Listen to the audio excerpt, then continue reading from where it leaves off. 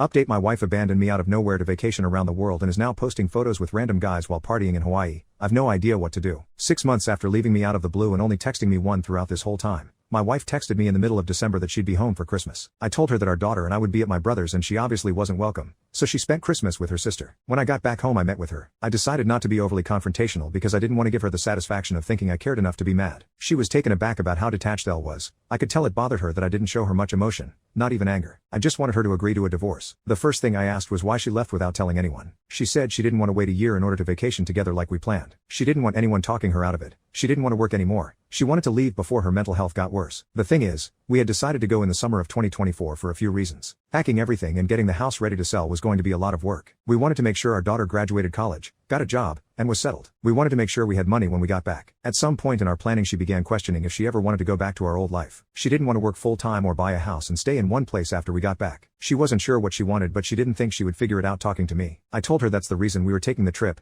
to figure those things out together, to see what we wanted for the next part of our life. I then asked her why she didn't just get a divorce before she left. Then she wouldn't have had to do this behind our backs and she would have had plenty of money without stealing our joint savings. She claims that she didn't want a divorce, that she wanted us to live whatever life she figured out. I told her that's not how marriages work, one person deciding for the other. Midway through she realized I might not forgive her, so she might have to visualize a future without me, and so she stayed longer than intended. She then said she wants to be a digital nomad, working part-time, fully remote and living in new places. She tried to convince me to go with her, but I'll never be able to trust her, plus I don't love her anymore. She also spent most of our money leaving us very broke. I then asked her if she hooked up with anyone, and she said only 2 guys, but I did wear protection so you don't have to worry. I never responded and instead moved on to the next question, which was if she felt bad for what she put our daughter and I through. She claims she does and she wishes she had handled it differently, but she said getting away and figuring herself out was best for her. I told her she was just being selfish. When she first left we were worried something would happen to her and we would never see her again. I told her she's taking the easy route and letting everyone else handle the difficult parts. We ended up agreeing on a divorce in the end despite her protests. I also figured I'd start dating again. I didn't realize a 50-year-old man with children out of the house, a good job,